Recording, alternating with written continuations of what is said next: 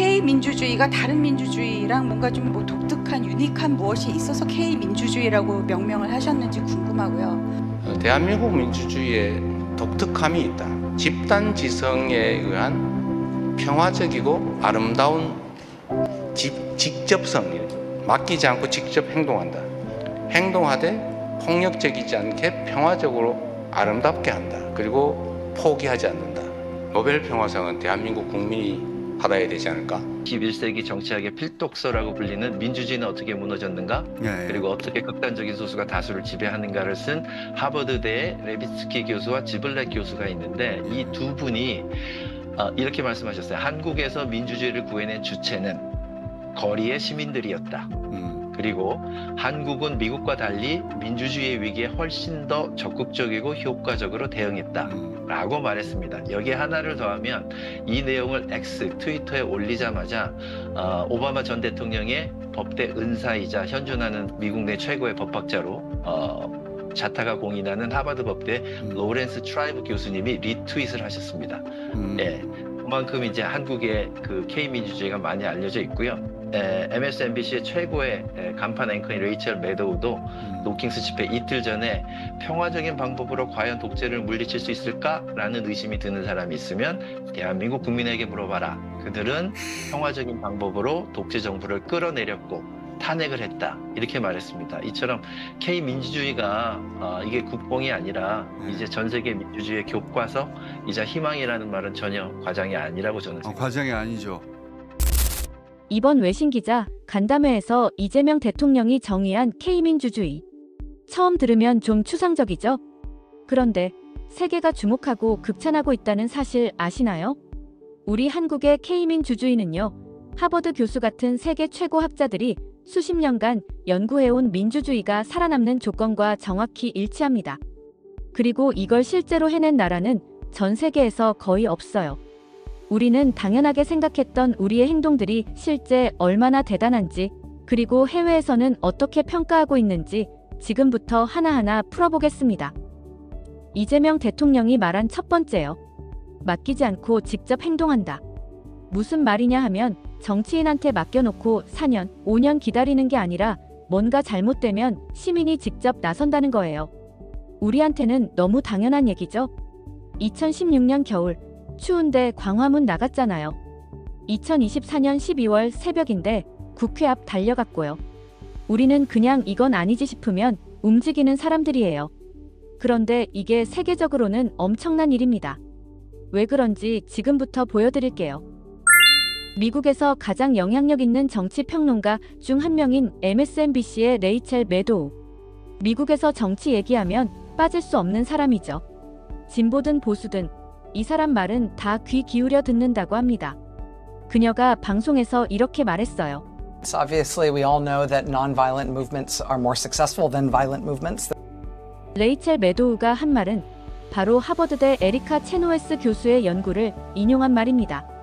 에리카 체노웨스, 하버드 케네디 스쿨 교수이자 비폭력 시민저항 연구의 세계 최고 권위자인데요. 그의 연구는 전 세계 정부, 시민운동, 국제기구 및 언론이 가장 많이 인용하는 민주주의 보고서입니다. 전 세계 323개 저항운동을 20년간 분석한 연구로 비폭력 시민저항이 폭력 저항보다 2배 이상 성공률이 높다는 결과를 발표했죠. 구체적인 수치를 보면 정권 교체나 독재 종식 같은 정치적 전환에서 비폭력 저항의 성공률은 53%, 폭력 저항은 26%, 2배 이상 차이가 나죠. 그런데 여기서 더 놀라운 게 있어요. 체노웨스 교수가 발견한 3.5% 법칙. 전체 인구의 딱 3.5%만 평화적으로 거리로 나오면 어떤 독재도 버티지 못했다고 합니다. 한국 인구 5천만 명이면 175만 명인데 2016년 촛불 집회 때 우리가 그걸 해냈었습니다. 2024년 12월에도 그랬고요. 그리고 체노웨스 교수는 이렇게 강조했는데요. 시민들은 민주주의의 수동적 소비자가 아니라 제도를 직접 작동시키는 능동적 주체다. 어디서 많이 들어본 말 아닌가요? 바로 이재명 대통령이 말한 K민주주의의 핵심이에요. 맡기지 않고 직접 행동한다. 하버드 교수의 20년 연구 결론과 우리 K민주주의가 정확히 일치하는 거죠. 그런데 여기서 중요한 건요. 그럼 비폭력이 뭐냐? 하는 거예요. 레이첼 매도우가 이렇게 설명해요. 비폭력은 없다는 것이 아니라 존재 방식의 하나입니다. 낯선 것을 하도록 당신을 나서게 하는 작은 용기이죠. 무슨 말이냐고요? 비폭력은 안 때리는 것이 아니라 용기 내서 나서는 것이라는 거예요. 체노웨스 교수가 200개 이상의 사례를 분석해서 증명한 건요. 평화적으로 나서는 시민의 힘이 폭력보다 훨씬 강하다는 거예요. 왜냐고요? 폭력은 시민을 분열시키지만 비폭력은 더 많은 시민을 결집시키거든요. 폭력은 정당성을 약화시키지만 비폭력은 도덕적 정당성을 강화시켜요. 그래서 성공률이 2배 차이가 나는 거죠. 자, 이제 우리 얘기를 해볼까요? 2016년 촛불 집회. 20주 동안 매주 수십만 명이 모였습니다. 추운 겨울이었죠. 가족 단위로 나왔고요. 아이들도 함께 있었어요. 그런데 놀라운 것은 창문 하나 안 깨졌습니다. 불 하나 안 났고요. 약탈도 하나 없었습니다. 집회 끝나고 나면요. 쓰레기 하나 안 남기고 청소하고 갔어요. 세계 언론이 뭐라고 했는지 아세요? 기적이다. 왜냐고요? 보통 수십만 명이 모이면 어디든 난리가 나거든요.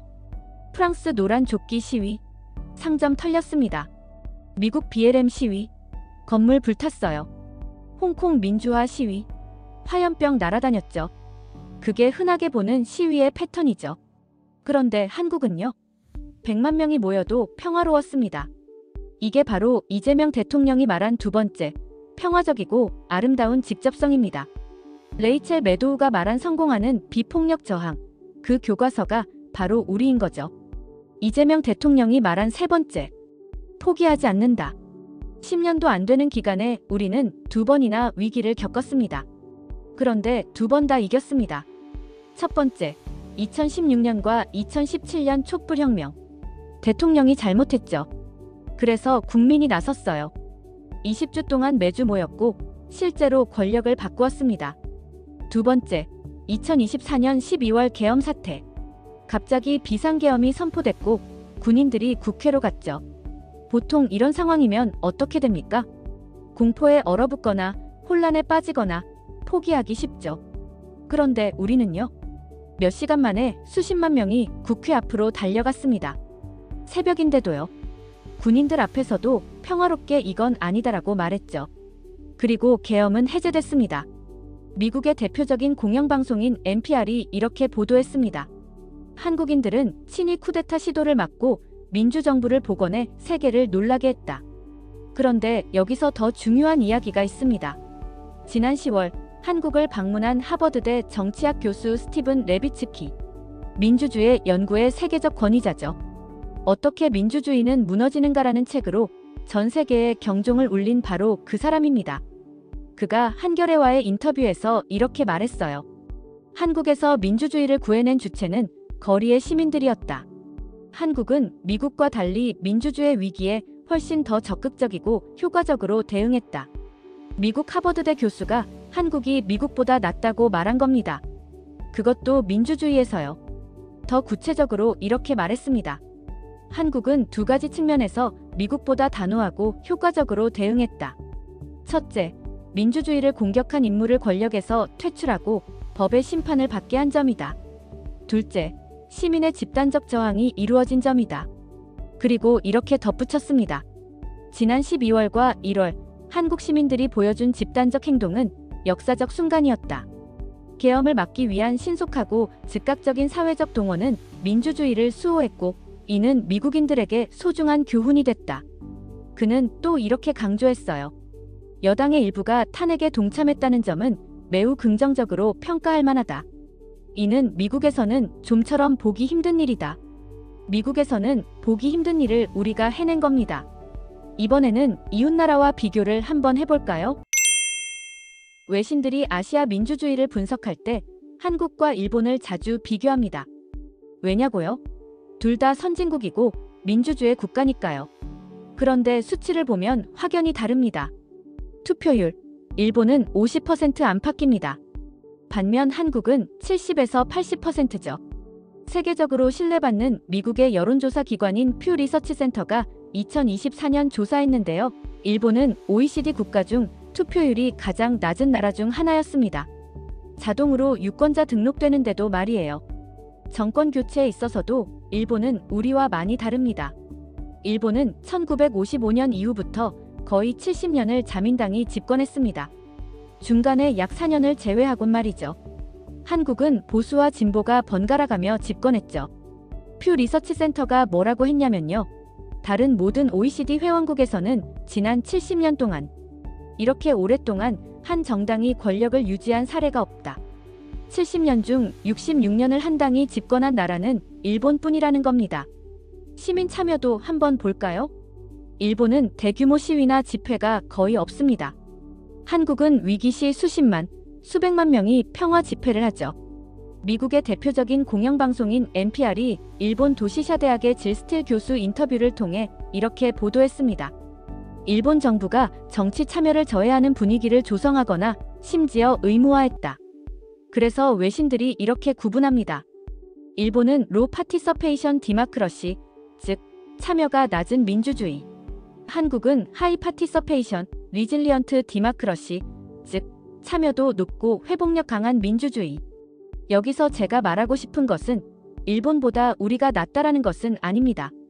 우리 민주주의는 시민이 직접 작동시킨다는 점에서 세계적으로 독보적이다라는 것을 말씀드리고 있는 겁니다. 수치가 증명하고 있지요. 그럼 정리해볼까요? 이재명 대통령이 말한 K민주주의. 직접 행동한다. 평화적으로 아름답게 한다. 포기하지 않는다. 이게 그냥 멋진 말이 아닙니다. 하버드 레비츠키 교수가 말한 시민이 지키는 민주주의. 우리가 했어요. 정치평론 언론인 레이첼 메도우가 말한 성공하는 비폭력 저항. 우리가 했고요. 케네디 스쿨 에리카 체노웨스 교수가 연구한 비폭력 저항의 성공 조건. 우리가 딱 맞아요. 그리고 레비츠키 교수가 직접 말했습니다. 한국은 미국보다 훨씬 더 적극적이고 효과적으로 대응했다. 한국 시민들의 집단적 행동은 역사적 순간이었다. 이는 미국인들에게 소중한 교훈이 됐다. 이재명 대통령이 말했죠. 아테네는 먼 이상 속 민주주의지만 대한민국 민주주의는 현실 속에서 작동하는 모델이다. 과장이 아닙니다. 하버드 교수가 인정했고 미국 언론이 배우려 합니다. 세계가 기적이라고 부릅니다. K-팝으로 세계를 사로잡았고 K-드라마로 세계를 울렸고 K-방역으로 세계를 놀라게 했던 한국. 이제는 K민주주의입니다. 세계가 배우고 싶어하는 모델. 아시아를 넘어 전 세계가 부러워하는 시스템. 민주주의에서도 한국이 최고입니다. 하버드 교수가 인정했어요. 우리가 대단한 게 아니라 우리가 당연하게 한 일들이 세계적으로 대단한 겁니다. 그게 바로 대한민국입니다. 오늘 영상 좋으셨다면 구독과 좋아요 부탁드려요. 시청해주셔서 감사합니다. 감동특파원이었습니다.